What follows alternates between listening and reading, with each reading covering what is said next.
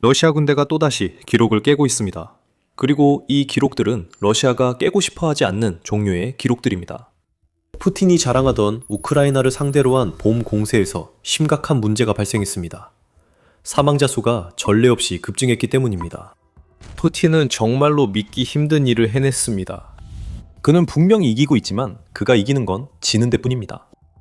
우리가 계속해서 깨지는 기록에 대해 반복적으로 말하려는 건 아니지만 지금 러시아에게 일어나고 있는 일들은 정말 우스꽝스러울 정도입니다.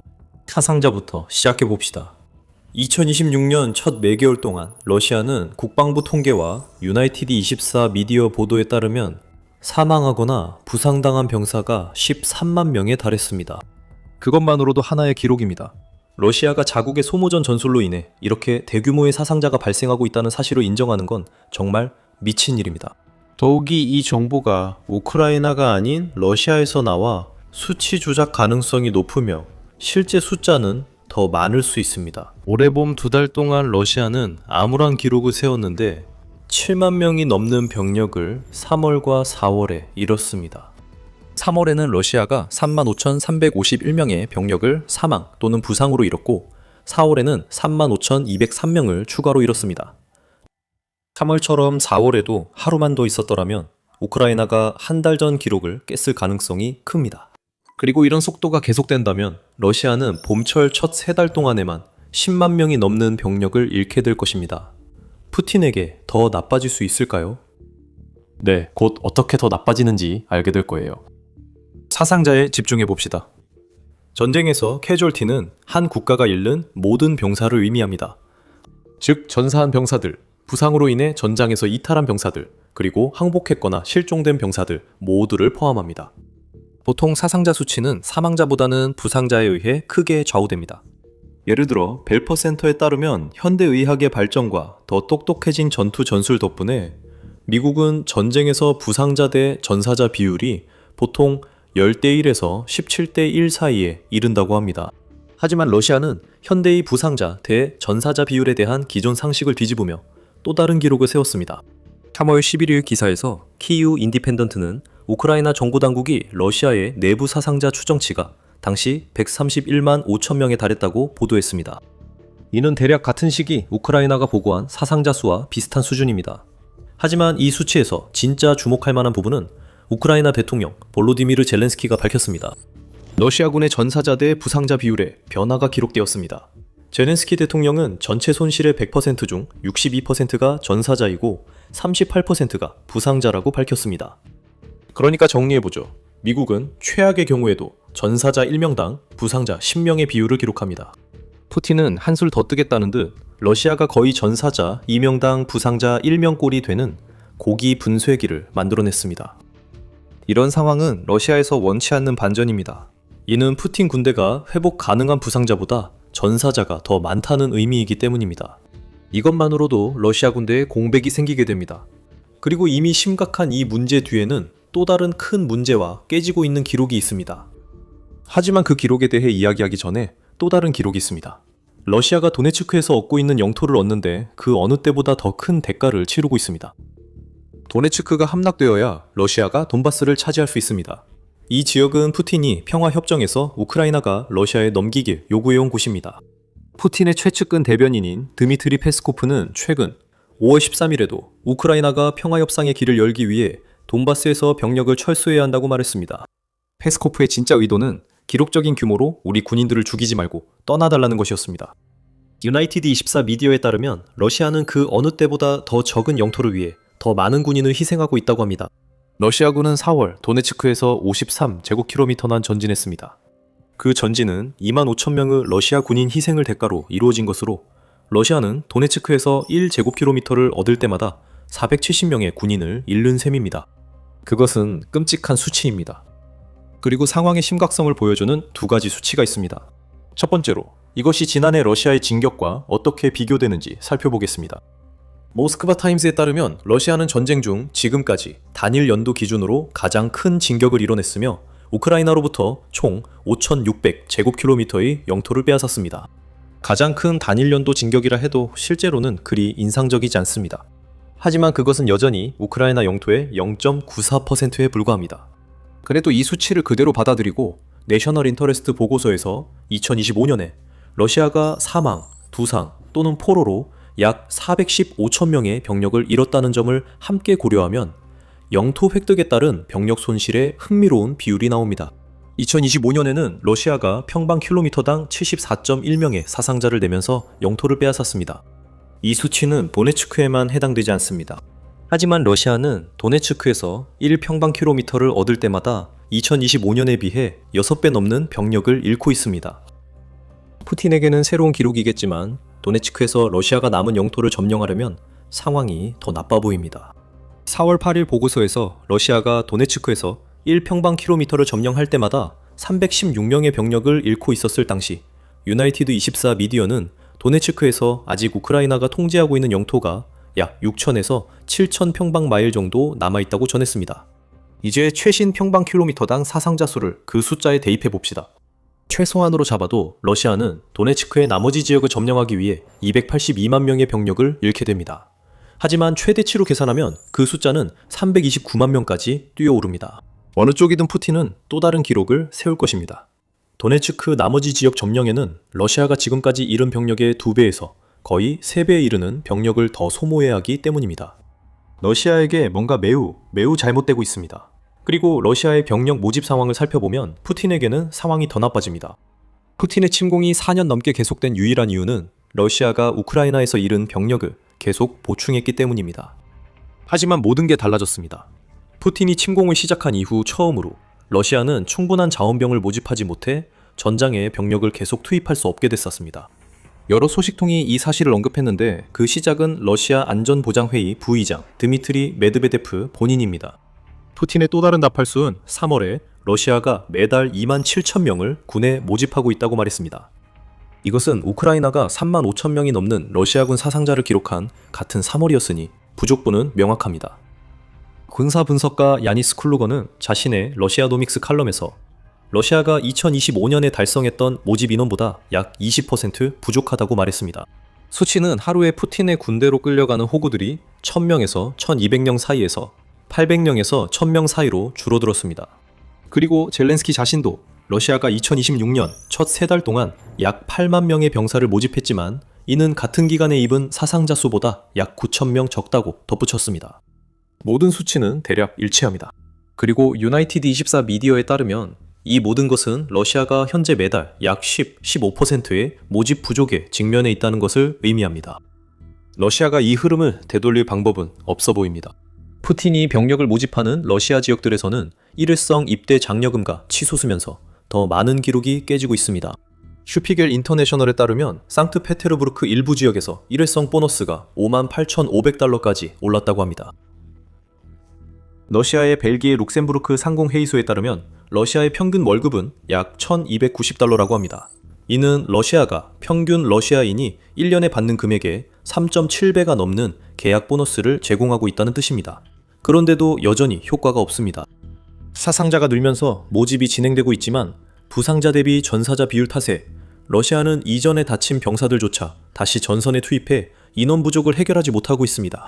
수많은 이들이 우크라이나에서 목숨을 잃었습니다. 우크라이나는 러시아의 상황을 더 악화시키고 싶어합니다. 우리는 전에 우크라이나 국방장관 미하일로 페도로프가 한 달 5만 명 러시아군 사상자를 목표로 한다고 언급한 적이 있습니다. 우크라이나는 아직 목표에 도달하지 못했고 한 달에 1만 5천 명의 사상자가 더 필요합니다. 이제 봄 공세가 시작되고 우크라이나 날씨가 좋아지면서 러시아의 공격 규모와 범위가 더 커질 수 있습니다. 그 기록은 블라디미르 푸틴이 보고 싶어 할 것입니다. 하지만 2026년 첫 몇 달 동안 우크라이나가 우리에게 보여준 것이 있다면 그들의 방어가 우리가 이전에 본 적 없는 규모의 사상자를 낼 수 있다는 점입니다. 러시아의 추가 공격은 푸틴이 원치 않는 기록만 더 늘릴 뿐입니다. 그리고 만약 우크라이나가 페도로프의 5만 명 목표에 도달할 수 있다면 그것은 마침내 푸틴이 벌이고 있는 소모전을 러시아 대통령이 동원령과 같은 극단적인 조치를 취하지 않고서는 유지할 수 없게 만들 만큼 충분할 것입니다. 푸틴에게는 기록이 계속 깨지고 있습니다. 이제는 기네스에 전화해 러시아의 우크라이나 실패만 다룬 특별 기록집을 만들어야 할 것 같습니다. 2026년은 지금까지 러시아에게 재앙이었습니다. 특히 봄이 그랬죠. 그리고 잠시 후 러시아에게 이번 봄이 얼마나 힘든지 그리고 푸틴의 2026년 계획. 이렇게 혼란스럽게 무너진 두 가지 주요 이유를 공개하겠습니다. 하지만 그 전에 여러분은 지금 더 밀리터리 쇼를 시청하고 계십니다. 앞으로도 더 많은 내용이 준비되어 있으니 채널에서 유익함을 느끼신다면 구독 버튼을 눌러주세요. 그렇다면 러시아의 힘든 봄은 푸틴에게 어떤 의미일까요? 이 기록 경신만으로도 푸틴은 전 세계적으로 당황할 만합니다. 그러나 그가 지금 맞고 있는 상황은 2023년 이후 러시아가 우크라이나에서 겪은 최악의 시기이며 2025년 러시아가 우위를 점하는 듯 했던 상황에서 이런 일이 발생해 상황이 더욱 악화되었습니다. 2023년은 우크라이나가 러시아를 상대로 반격을 시작한 해였다는 점도 기억할 가치가 있습니다. 비록 그 반격은 우크라이나가 세운 작전 목표를 달성하는 데는 결국 실패했지만 최소한 한두 달 동안은 우크라이나가 순 영토 이득을 얻는 데는 성공했습니다. 그 반격이 없었다면 2026년 초 몇 달은 러시아가 침공 기간 중 최악의 시기로 공식 기록됐을 것입니다. 잠시 영토에 대해 이야기해 봅시다. 우크라이나는 남부에서 반격을 가해 러시아의 상황을 더욱 악화시키고 있는데 이 반격은 푸틴의 도네츠크 계획을 망치기 위해 설계된 것입니다. 그 반격으로 러시아가 푸틴의 원래는 광란의라고 하려 했지만 휘청이는 이라는 표현이 더 어울릴 것 같은 그런 군대를 보호하기 위해 만들고자 했던 완충지대가 사라졌습니다. 어쨌든 도네츠크 휘청이는 러시아군은 이제 사라진 완충지대의 보호를 받게 되어 있었습니다. 이제 우크라이나는 병력을 더 북쪽으로 보낼 수 있게 되었고 러시아는 푸틴이 전혀 예상하지 못했던 공격을 막기 위해 자원과 병력을 분산시켜야 하는 상황에 처했습니다. 유나이티드 24 미디어에 따르면 우크라이나는 3월 10일까지 400제곱킬로미터 이상을 확보했습니다. 4월 러시아가 속도를 늦추자 우크라이나의 진격도 이어졌습니다. 이로써 우크라이나는 2023년 반격이나 2024년 8월 이후 처음으로 러시아에 대한 순 영토 이득을 기록했습니다. 2024년 8월 쿠르스크로의 역침공까지 포함한다면 말이죠. 어느 쪽이든 2026년에 푸틴이 원치 않았던 또 다른 기록이 깨졌습니다. 우크라이나가 그달 말까지 111제곱킬로미터를 앞섰기 때문입니다. 우리는 우크라이나가 5월 반전을 발판으로 더 발전할지 지켜보고 있습니다. 러시아가 도네츠크에서 한 달에 53제곱킬로미터씩 느린 속도를 유지한다면 저희는 우크라이나에 걸겠습니다. 그리고 푸틴이 어려움에 처한 상황에서 한 번 더 일격을 가하자면 5월 10일 전장 진척 상황에 대한 평가에서 전쟁연구소는 러시아가 지난 1년 동안 어떠한 의미 있는 작전상 진전을 이루지 못했다고 밝혔습니다. 한때 우크라이나의 치명타가 될 것 같았던 크로브스크 점령도 이제는 의미가 없습니다. 러시아가 도시 점령에 너무 오래 걸려 우크라이나가 물류를 조정하고 도네츠크 방어선을 오늘날 우리가 보는 죽음의 덫으로 바꿀 수 있었습니다. 푸틴은 왜 이런 일이 벌어지고 있는지 머리를 극적이며 고민해야 할 것입니다. 설령 그가 그렇지 않더라도 해답은 바로 그의 눈앞에 있습니다. 모든 것은 대규모 드론에 관한 이야기입니다. FPV 드론이 러시아 군인들의 주요 사망 원인입니다. 유나이티드 24 미디어에 따르면 이제 이 드론들이 전선에서 러시아의 손실 중 약 90%를 차지하고 있으며 우크라이나는 전선의 앞뒤에 이미 만들어둔 치명적인 살상지대에 이 드론들로 완전히 포화시켰다고 합니다. 우크라이나는 이 모든 것을 미리 잘 계획했습니다. 2026년 초 유로마이단 프레스는 우크라이나가 1년 동안 약 700만 대의 드론을 생산할 계획이라고 보도했습니다. 이봐, 저걸 봐. 또 다른 기록이야. 이번엔 긍정적이고 우크라이나의 기록이라 푸틴의 얼굴을 더 붉게 만들 거야. 하지만 우크라이나의 FPV 드론이 러시아의 피해에 있어 매우 중요한 역할을 하고 있지만 이슈의 숨은 주역이자 점점 더 중요한 존재는 우크라이나가 개발한 중거리 드론들입니다. 이 드론들은 우크라이나가 러시아와의 전쟁에서 제한적으로만 가졌던 능력을 제공합니다. 러시아 전선 인근 후방을 자유롭게 타격할 수 있는 능력입니다.